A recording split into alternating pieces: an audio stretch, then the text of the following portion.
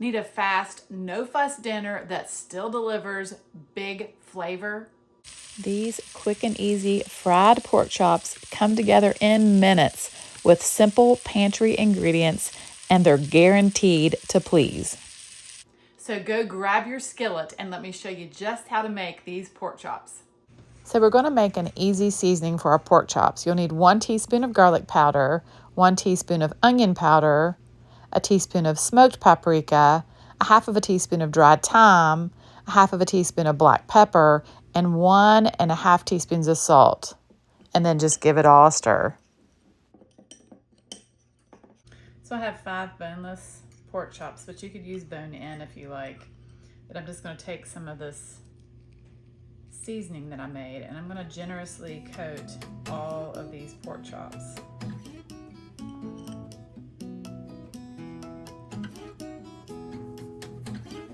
And I'm going to coat them on each side, so I'm going to flip them over.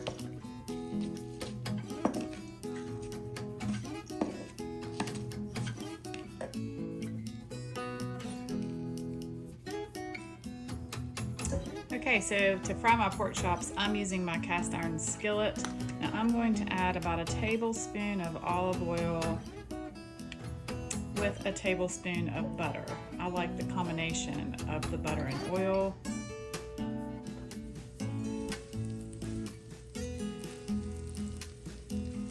We want the skillet to be nice and hot because we want to create a good sear on our pork chops. All right, I'm going to start placing my pork chops in my skillet. All right, so then you'll want to let them cook for 2 to 3 minutes per side. You want to make sure they're nice and cooked all the way through, that they'll be juicy and tender and so flavorful.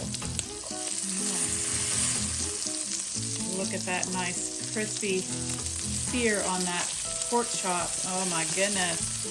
So after I had flipped the pork chops over, I turned my heat down to a low heat because I want to cook these low and slow.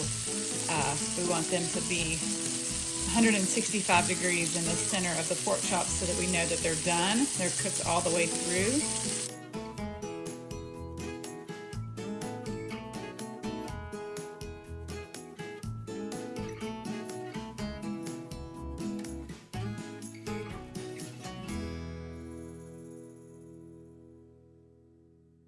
Okay, so there you have it. Fast, easy, and delicious fried pork chops. Now I'm serving this alongside my pimento cheese hash browns, which if you missed that recipe, you might want to go check it out. It came out just before this one, but I will give you the link in the description box below.